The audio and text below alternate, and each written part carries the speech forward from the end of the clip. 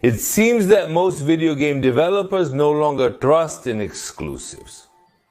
To such an extent that Square Enix themselves are telling us that Final Fantasy VII Remake Part 3 is not going to be a PlayStation 6 exclusive. Yes, we are already talking about PlayStation 6. In this video, we'll discuss exclusives and developers' thoughts on them, as well as news about Xbox, Nintendo, new games, releases, current events, gossip, movies, and series. It's a varied news compilation for Saturday. Like the video if you enjoy it.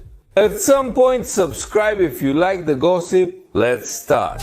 Phil Spencer, head of Xbox, confirmed that Microsoft is going to be supporting the launch of Nintendo Switch 2.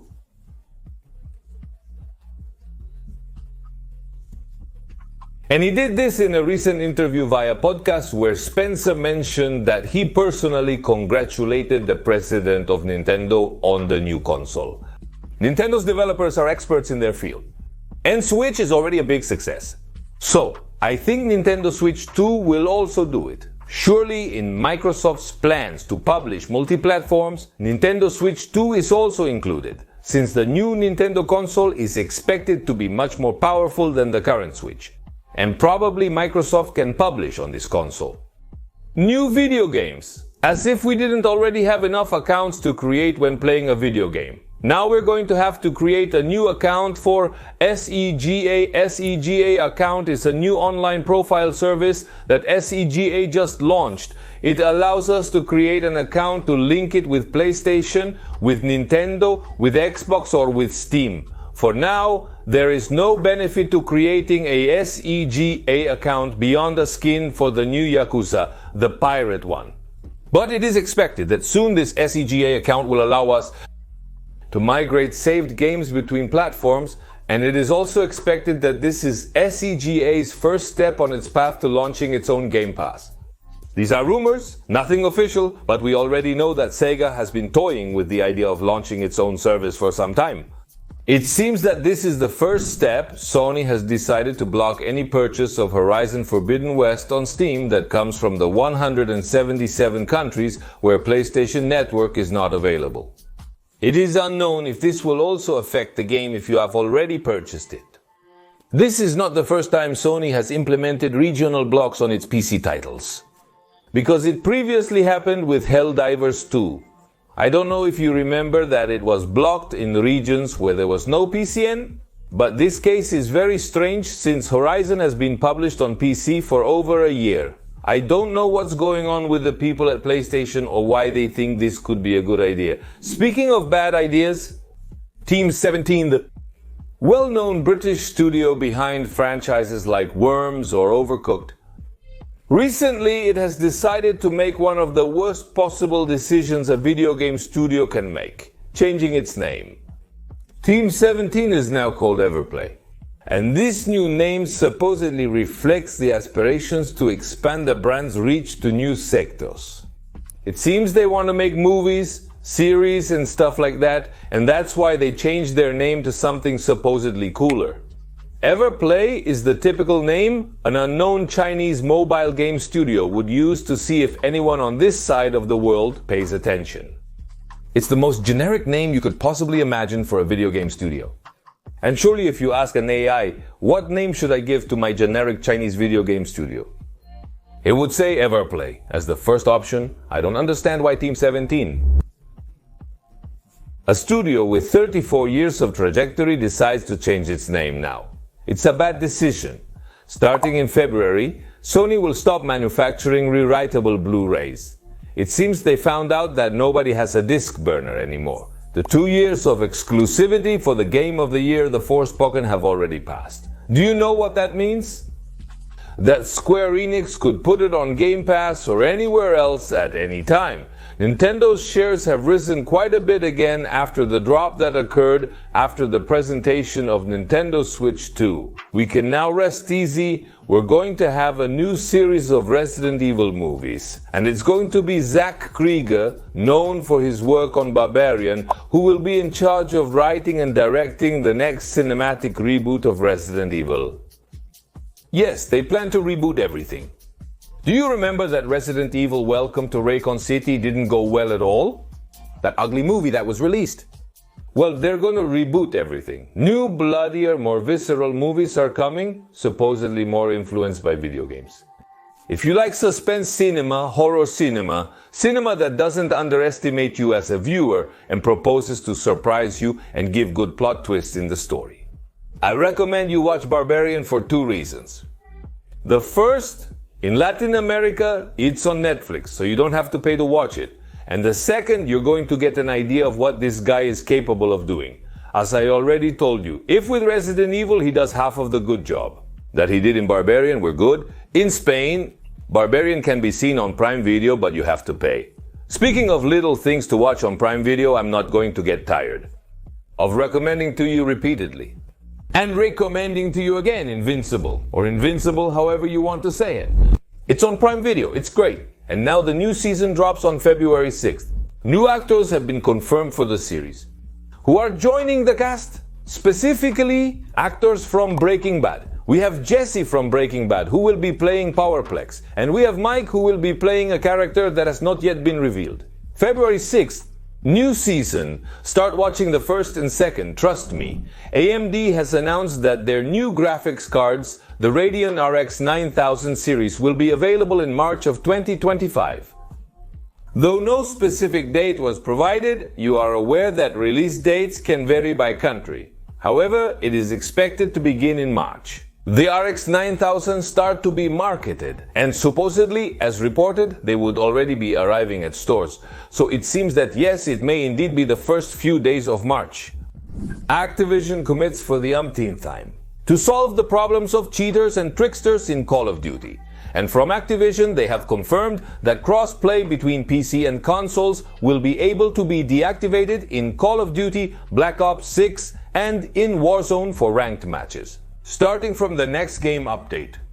By deactivating cross-play between platforms, you will be able to play only with those who have your platform. That is, Xbox with Xbox and PlayStation with PlayStation. This will prevent you from crossing paths with PC players who are the majority of cheaters. There are ways to do some little things. There to play Call of Duty with aids on consoles, stabilizers for shooting, and some small gadgets that compensate for the recoil of weapons, and so on. But on PC is where the cheaters, hackers, the heavy ones, the fucked ones, the unbearable ones are. So what they want to do is that at least those who play on console are not bothered by this for ranked matches. So far in the current season of Call of Duty Black Ops 6, they have banned over 130,000 players. Imagine the number of cheaters that exist. It's disgusting. It's totally disgusting. Because it's a game that lives off of that, it lives off the online, and it's what they handle the worst, managing the online, managing people so they don't cheat. But well, rich cheat. We have a date for the new update of Pokemon Trading Card Game Pocket, the little mobile card game of collecting Pokemon cards. The next 29th of January will be the day when the new update to the video game will arrive. More than 140 new cards focused on the Sinnoh region, and highlighting Palkia and Dialga as the main ones of the booster packs. In addition to this, on the 28th of January, they will implement trades between friends, so you will finally be able to complete your card collection. The trades will only be made between friends within the game. The cards you are going to trade have to be of the same rarity, and you will be able to trade standard rarity cards between levels 1 and 4, and up to 1 star. It has not yet been confirmed, but apparently you will need a certain trade item to make the trades. Because free to play, you have to pay, or you have to get certain items.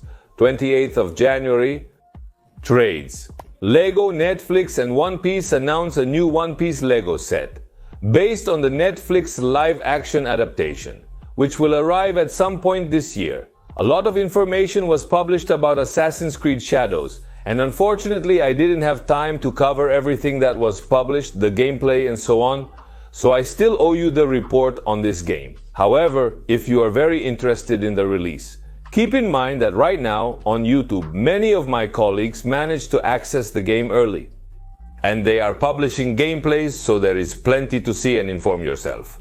However, I will at some point talk about this game in depth. And this week was the Xbox Developer Direct 2025, and the event was great. I covered it on this channel and did the review and summary on the Xbox channel. At the end of this video, I will leave you all the reports so you don't miss any of the announcements from this event that was very good. As expected, we are halfway through the PlayStation 5 generation, and we are already beginning to hear the first mentions of PlayStation 6. Because you know how this is. This moves too fast, and always, 3 years before a new generation of consoles comes out, we start to hear mentions, rumors, leaks, and so on. This time, it was the producer of the current Final Fantasy VII trilogy who mentioned the PS6 and the exclusivity of the new Final Fantasy VII. From Square Enix, they commented that for those who have played Final Fantasy VII Remake on PS4, and Final Fantasy VII Rebirth on PS5, they believe there may be some concern that the third part will be exclusive to PS6. And regarding this, they said, no, you can be calm, the next game will not be exclusive to PlayStation 6.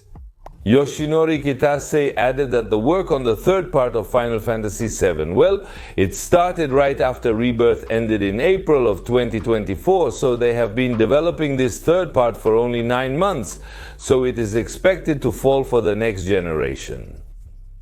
You have like 4 years to get up to speed with Final Fantasy VII Remake and Rebirth, so don't rush, you can go easy.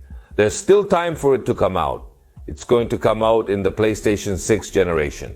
But according to what they say from Square, it's not going to be exclusive to PlayStation 6. I don't know what the plans are because they didn't say either. But they said, stay calm. It's not going to be just for PlayStation 6.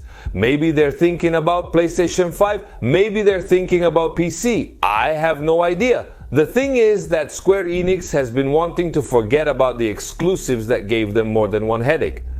In a recent survey on video game development conducted by the Game Developers Conference organization, 80% of the developers surveyed are working on titles for the PC. Considering today, the PC the most popular and most reliable platform, the survey developed by the Game Developers Conference organizers reflects a trend towards multi-platform development with fewer developers opting to create exclusive titles for a single platform. The Game Developers Conference or Games Developers Conference is one of the most important and prestigious events in the video game industry. It is an annual conference dedicated to the industry and development of video games that brings together developers, creators, designers, programmers, artists, producers, and gaming professionals. And to conduct this survey, they asked more than 3,000 developers and industry professionals. This year, the Games Developer Conference.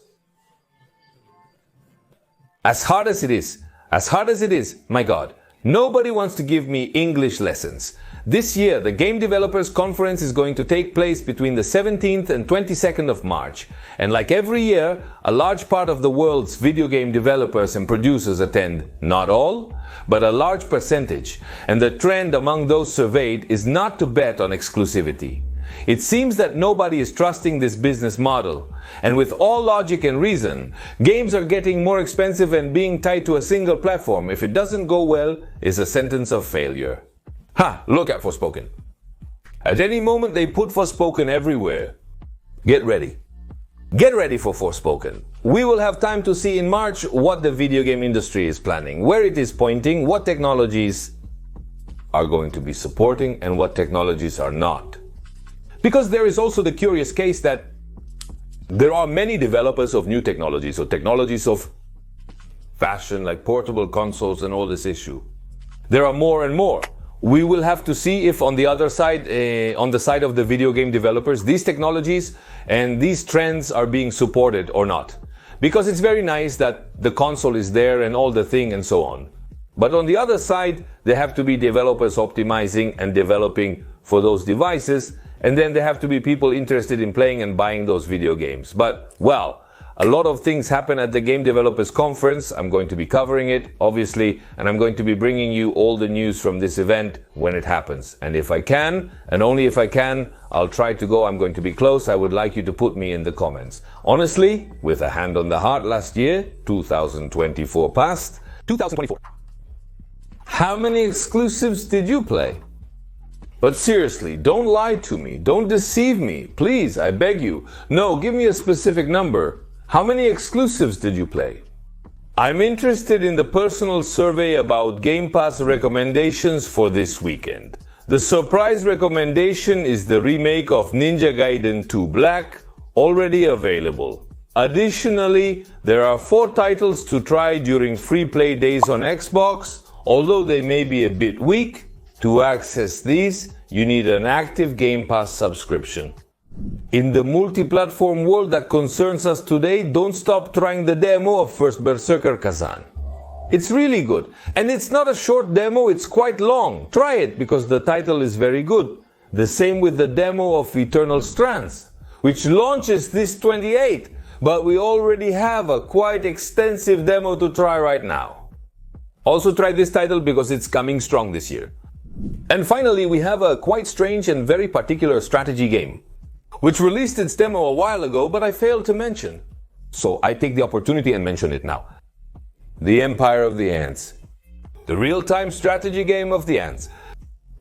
It has a demo on Play, it has a demo on Xbox, and it has a demo on PC. Try it out as well, it's quite interesting. And also try watching this video that I recommend about the... Not yet, right? No, not yet, not yet.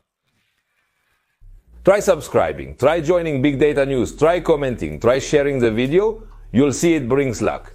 Guaranteed. And your hair grows, I don't share the videos. Look what happened to me. Don't let it happen to you. Friends, have an excellent weekend. Thanks for watching. See you tomorrow with a very special video of Kingdom Come Deliverance 2 that I'm editing right now. And see you on Monday with more news and current affairs. Now, yes, try watching this video that comes out here, which is the summary of what was announced and presented at this week's Xbox Developer Direct. Great video from our Xbox channel. Also subscribe if you are Xbox players. Thanks for watching. See you next time. Buy or subscribe if you are not Xbox players too. Why not?